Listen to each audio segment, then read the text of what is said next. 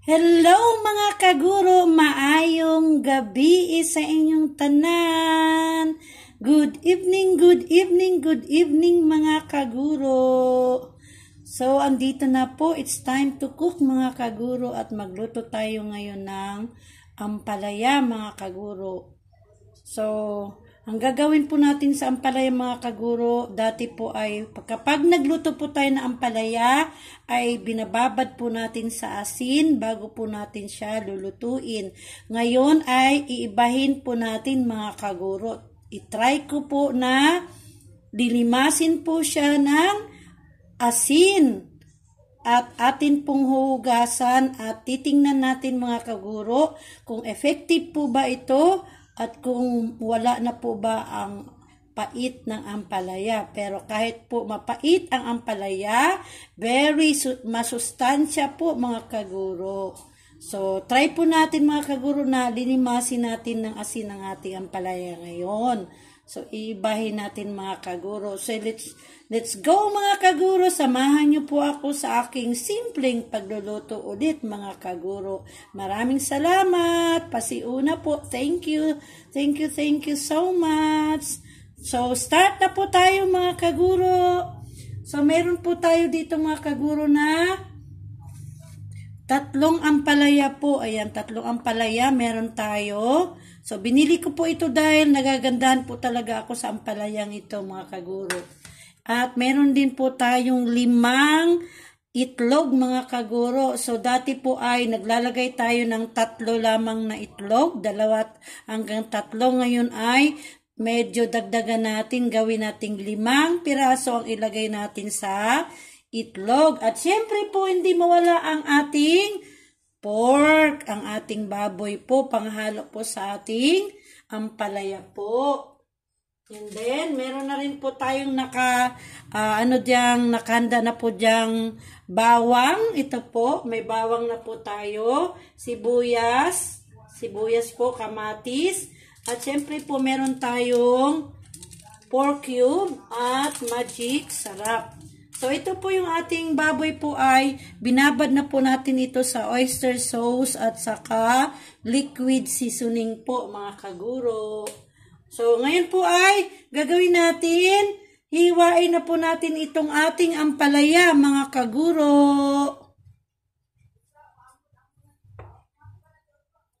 So, dahil po malaki po ito mga kaguro ay hahatiin pa po natin mga kaguro.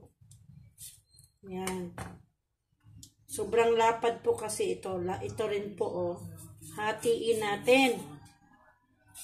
Para syempre mga kaguro, dadami po kapag hinahati pa natin. Yan. Ito din po medyo maano kasi sa kaya hatiin pa po. So, hiwain na po natin. Hindi na po na tayo gagamit po ng chopping board. Hiwain lang po natin dito sa ating kamay, gamit ang ating kamay. Dahil madali naman po hiwain ito kahit hawakan lang po natin mga kaguro. So, ganyan lang. Gaganutuhin lang natin. Nihiwa natin na hindi nagamit po yung chopping board.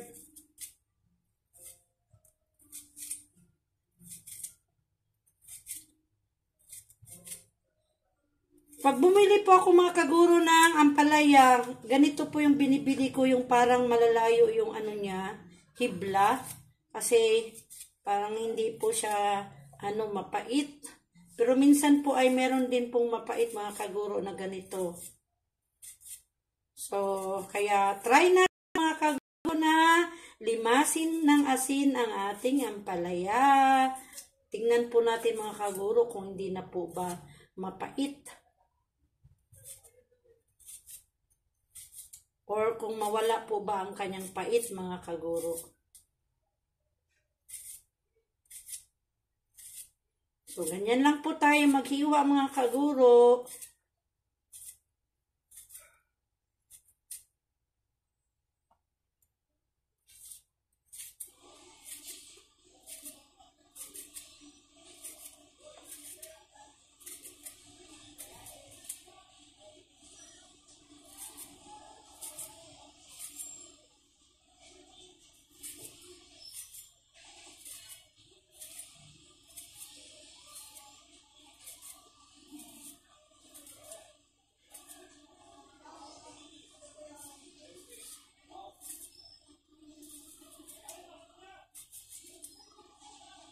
Kumusta na po pala ang aking mga silent viewers dyan?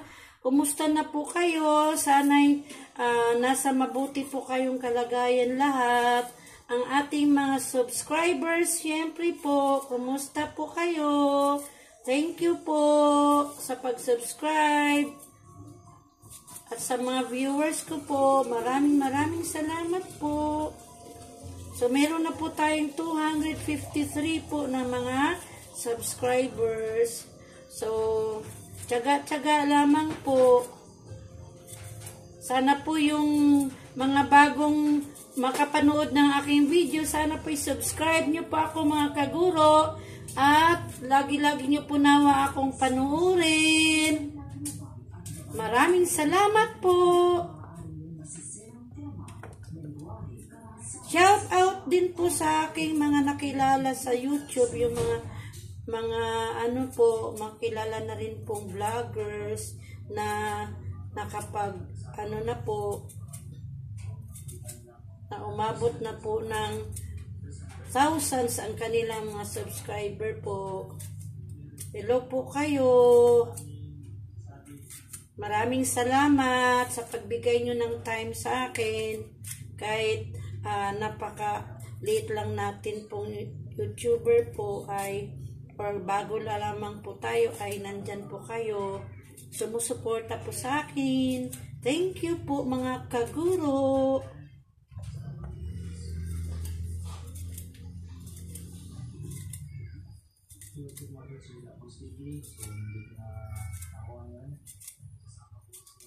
Shout out sa aking kasamang grade 2 teachers sa Paltok po, ES. Kay Ma'am Jem De Jesus. Kay Ma'am Gloria T. San Pedro. Kay Ma'am Joji Paraiso. And kay Ma'am Cherry Doliente. Salamat sa panunod. Alam kong nanonood ka lagi sa aking video, sa aking mga vlog. Thank you, Ma'am Doliente. And shout out sa lahat pong mga teachers dyan sa Paltok Elementary School, dito sa Venteriales, Valenzuela City. Maraming salamat. Kay Ma'am Lowy dyan, Ma'am Lowy Casanya, thank you dahil nanonood ka sa aking mga vlog. Maraming salamat. Kay Sir Wendell Mejia, mag-ingat ka dyan, sir. Alam ko parang nandyan ka pa rin po sa ibang bansa kasama ang iyong asawa. Sana po'y piyaan kayo ng baby angel. Wish ko po yun, Sir Wendell. Thank you at nanonood ka rin sa aking mga vlog. Kay Sir Jigs Biray. Hello Jigs. Sir Jigs. Shout out. Sa mga grade 6 teachers na pinangunahan ni Ma'am Marilyn Arguisa, sa ating master teacher. Sa mga grade 5 teachers na pinangunahan ng ating chairman na si Ma'am Vel Ranay or Ma'am Goddess po. Sorry po, Ma'am Goddess na pala siya. And then sa grade 4 teachers po, shout out. Kay Ma'am Rose, na nagiging grade 4 teacher na rin po. Shout out, Ma'am Rose. Sa mga grade 3 teachers po na pinangunahan sa ating chairman na si Ma'am Elsie De Lima. Sa grade 2 teachers, ayun, nabanggit ko na po yung aking mga kasama sa grade 2 teachers. At sa grade 1 teachers na pinangunahan ni Ma'am Jelaine Balicer. Sa aking inaanak, sa mahal ko inaanak na si Emily A. Navida. Hello inaanak, hello Millie. Kay Ma'am Jonah, hello Ma'am Jonah. isa sa grade 1 teachers. Kay Ma'am Janice, siyempre kay Ma'am Janice. Si Ma'am Janice Milion, na dati namin grade 2 teachers na kasamahan. Ngayon po ay, siyempre sa original niya pong mga kasamahan ng grade 1 teachers po.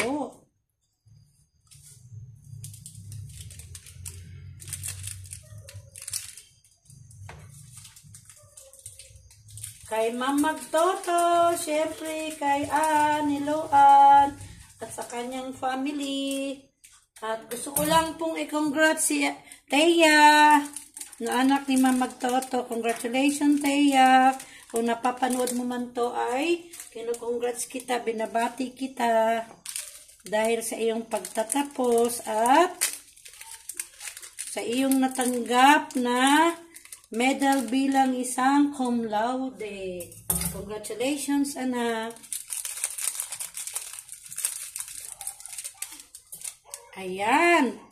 So, kung mayroon man po ako, sa mga kinder teachers na pinangunahan po ni Ma'am Roxanne, si Ma'am Nice, at saka syempre,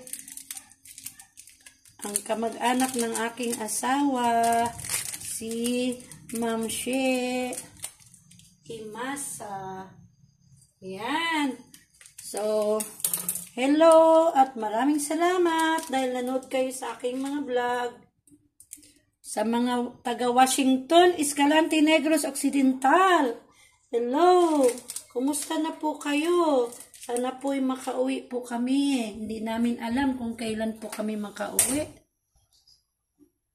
So, ayan po. Tapos na po tayong naghiwa nitong ating ampalaya. Ngayon po ay lilimasin na po natin siya ng asin. So, lagay lang po natin siya. Siguro po ay gagamit tayo ng malaki. Or hatiin lang po muna natin to mga kaguro. Para hindi siya hatiin natin siya. Ayan. So, lagyan na po natin siya ng asin mga kaguro, yung ating ampalaya.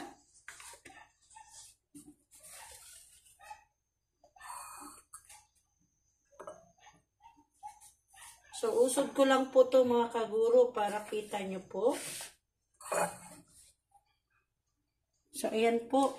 So, lalagyan na po natin siya ng asin mga kaguro. Pati rin po itong isa. Kasi nati po natin. Yan. So, nalagyan na natin. So, naghugas na po ako ng kamay. Ngayon ay maghugas tayo ulit. Para sigurado. Yan. Ngayon po ay limasin na natin ng asin. Gaganunin lang po natin mga kaguro.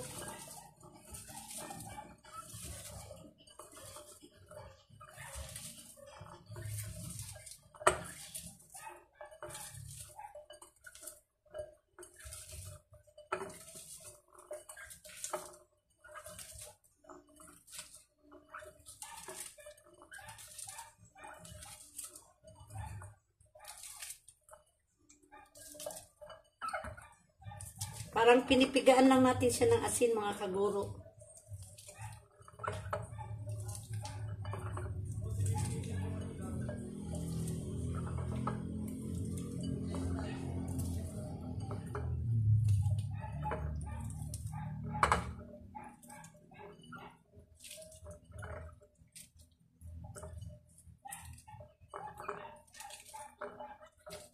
Yan. So, ito naman po yung isa mga kaguro.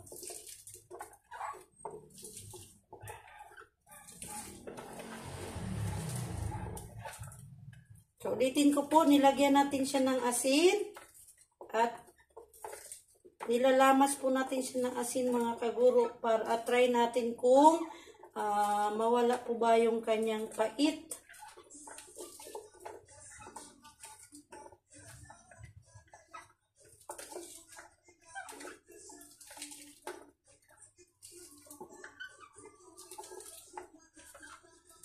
And then, pagkatapos po nating limasin mga kaguro ay Hugasan po natin siya ng tubig para maalis yung alat.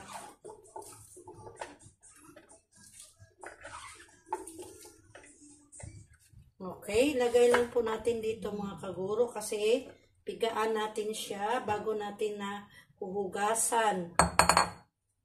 So, hugasan lang po natin itong ating mangkok na nilagyan natin para mawala yung alat ng asin.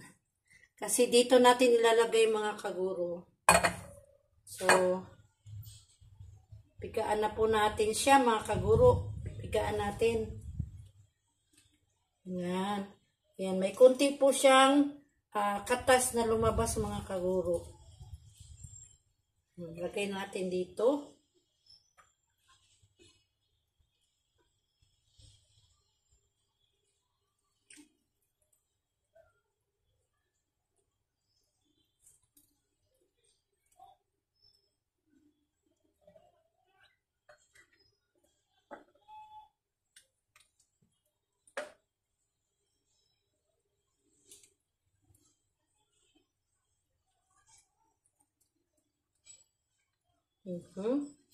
Ayan.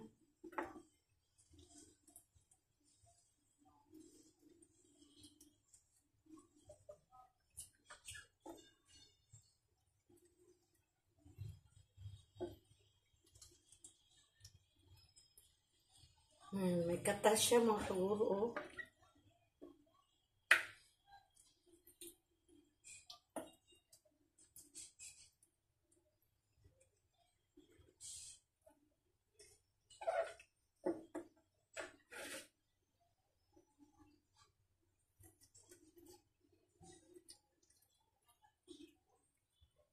So, ito na po yung katas sa mga kaguro, oh. Ayan na po yung katas niya. Yung nilimas natin sa asin yung ating ampalaya. Ayan po katas niya. Pinigaan natin mga kaguro. So, tapon lang po natin to mga kaguro. Yan. So, tasan lang po natin yung ating plato. Kasi dito din natin ilalagay pagkatapos mahugasan yung ampalaya. So, hugasan na po natin ito mga kaguro. Lagyan lang natin ng tubig. Hugasan natin mga kaguro ng 2 beses. Yan.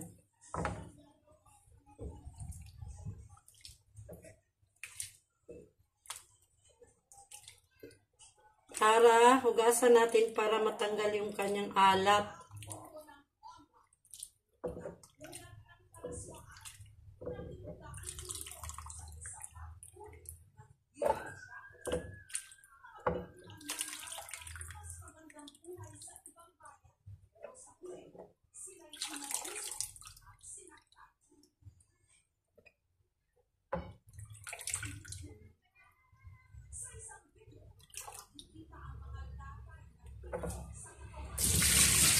Hugasan pa natin ng 1 beses mga kaguro.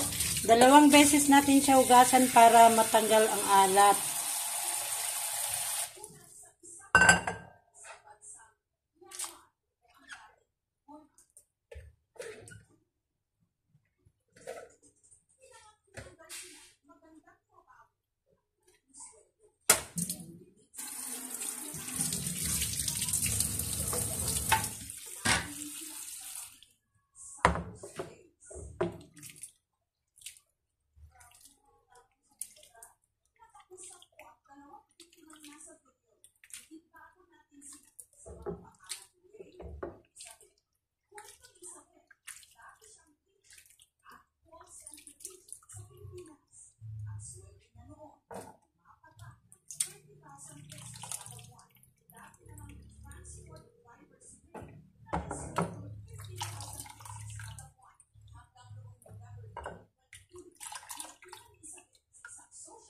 Ayan po, tapos na po natin hugasan ng 2 beses.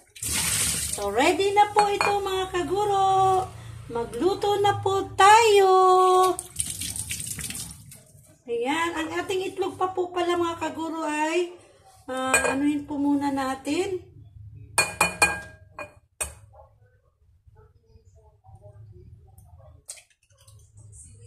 Ayan.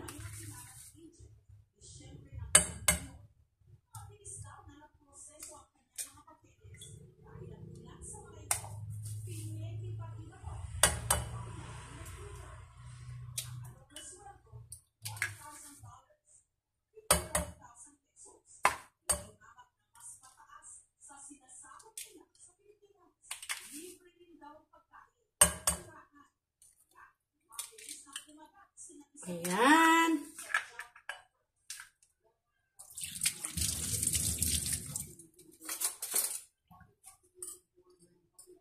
Tingnan lang natin kasi parang may nakita ako mga kaguro na shell na sama.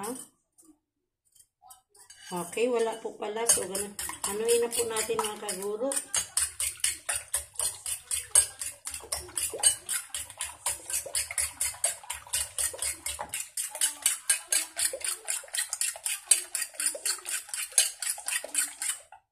Okay, ngayon po ay timplahan natin ng kaunting asin yung ating itlog. Napakakaunti lang po ha. Lagyan natin ng kaunti lamang pong asin. Para lamang po lumasa yung ating itlog bago ilagay. At kaunting magic sarap.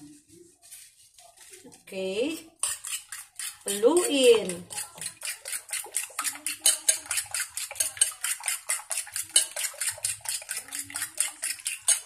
Okay, okay na po ito mga kaguro. So, pwede na po tayong magsimula sa pagluluto. Lagay ko lang po itong mga shell ng itlog sa ating plastic sa basurahan po.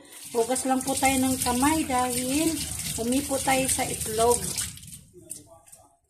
Yan.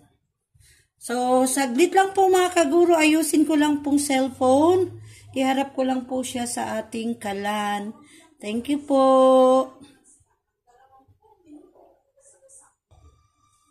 Sindihan na po natin ang ating kalan mga kaguro.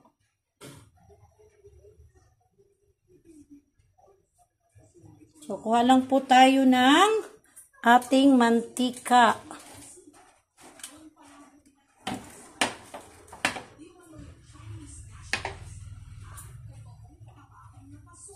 Lagyan na po natin mantika mga kaguro. Ay, saglit lamang po. Medyo may ano pa siya, tubig. Kasi po inugasan natin yung kawali, kaya medyo may tubig siya. Patuloyin po muna natin mga kaguro yung tubig, saka natin po lagyan ng mantika. Umuulan mga kaguro, oh, kasi sabi ni Inday, yung kaibigan natin ay may bagyo daw po. Yan, kasalukuyang umuulan po mga kaguro. So, lagyan na po natin ng mantika.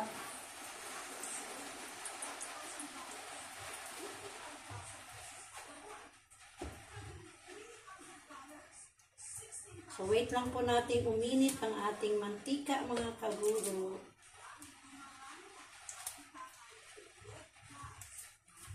Ay, kunin ko nga yung picture sa case niya. Na-assignment siya. Yun na lang yung ticket. Ha? Na-assignment, yun na lang yung ticket. Ah, yung picture niya? Oo.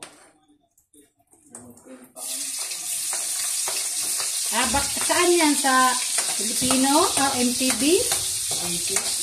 Ha, sa 80.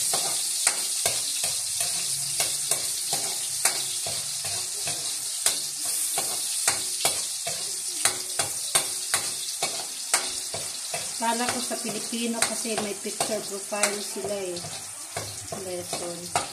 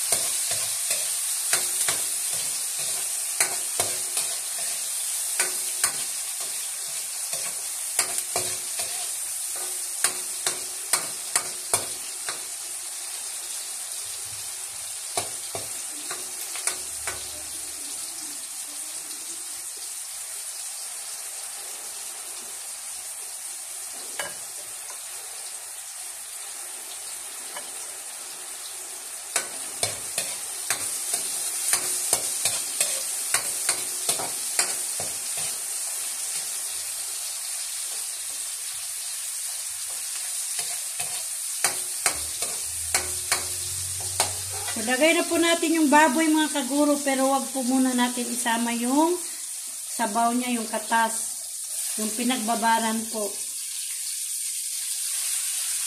Mamaya na po natin ilalagay.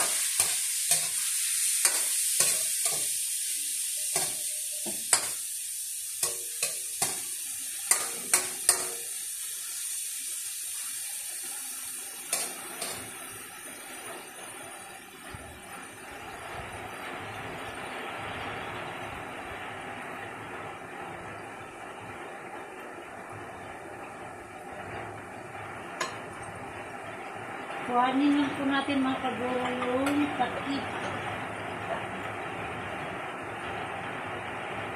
Yung takip natin.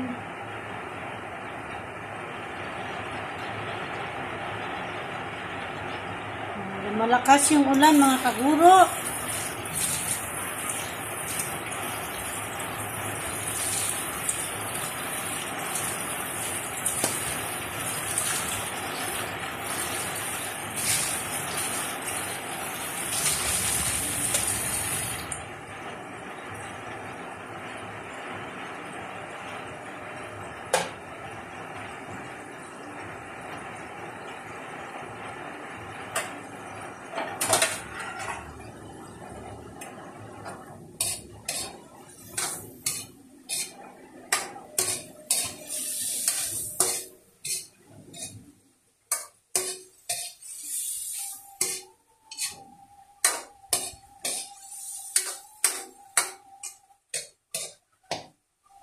Antayin po muna natin mga kaguro na magiging brown ang ating pork, ating ginisang baboy.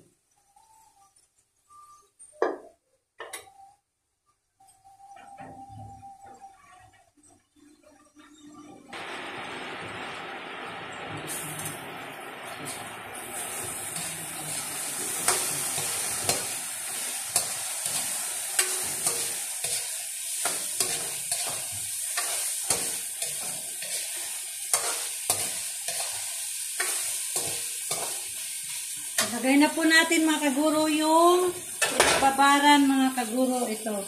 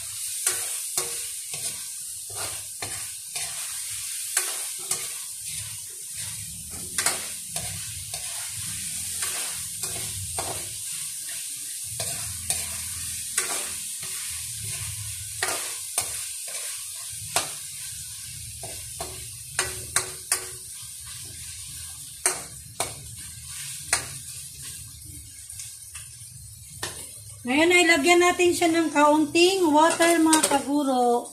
Kaunting tubig.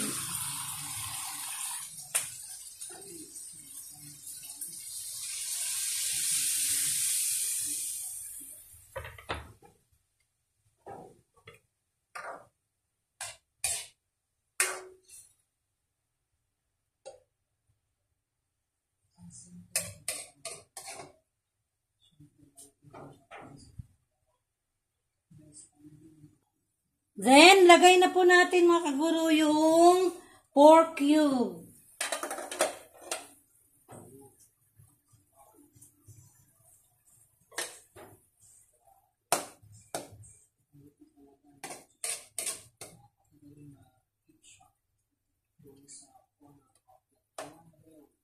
Ngano lang po natin mga kaguro kasi may dumikit na sibuyas dito sa ating sandok. Kaya para matanggal siya, inaano natin sa sabaw. Yan. So, antayin nating matunaw yung nilagay nating pork cube. Saka natin po tikman kung tama po ba ang timpla. Bago natin ilagay ang ating ampalaya.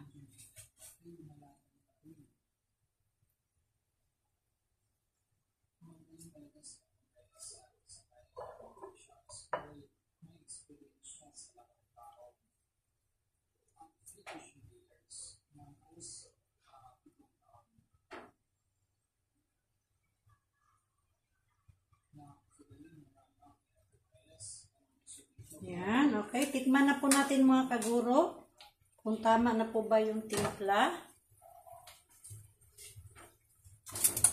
Kuha lang po tayo ng kutsara.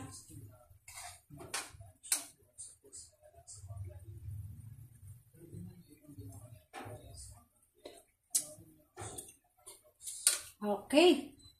Tama na po yung timpla mga kaguro. Ngayon ay ilagay na natin yung ampalaya natin.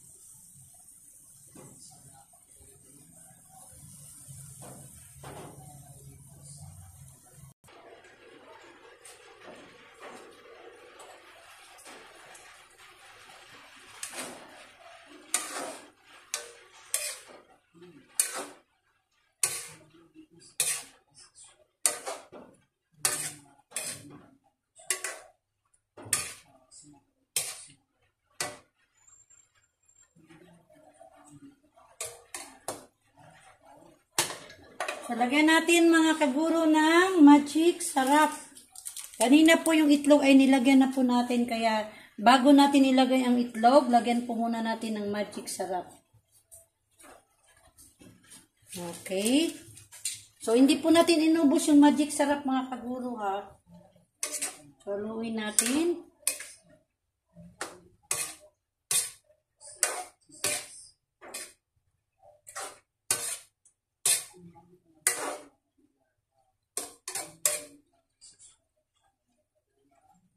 Ngayon ay ilagay na natin ang ating itlog.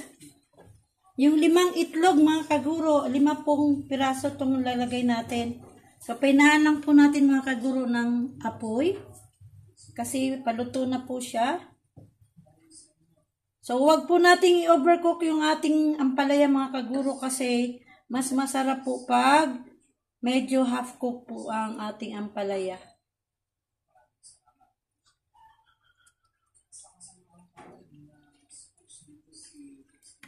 Ay, sorry po. Malapit tumba.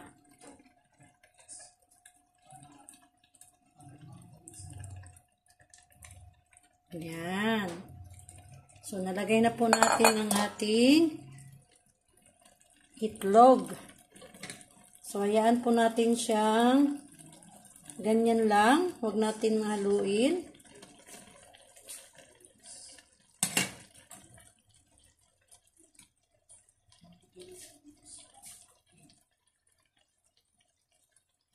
So, hayaan lang po natin maluto siya na hindi natin hinahalo mga kaguro.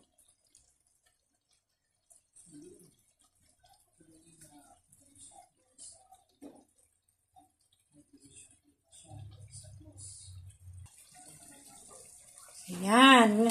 Ngayon na medyo luto na po yung ating itlog, ay saka natin siya haluin mga kaguro. Ayan.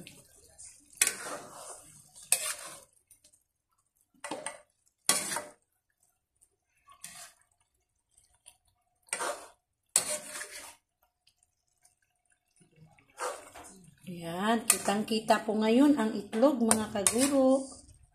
Kasi marami po tayong nilagay na itlog sa ating ampalaya.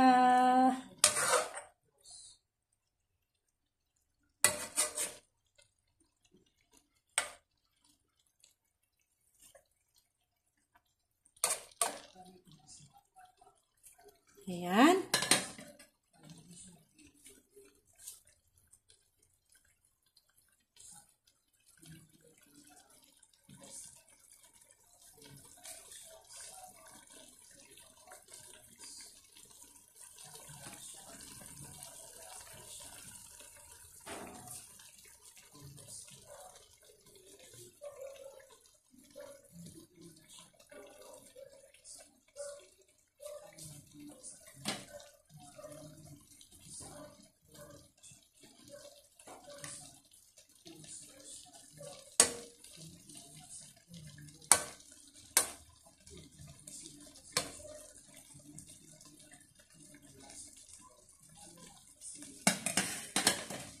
So, ayan na po ang ating ampalayang niluto mga kaguro. Masarap ng kumain. Ayan, ready na po. Patayin na po natin ang ating apoy.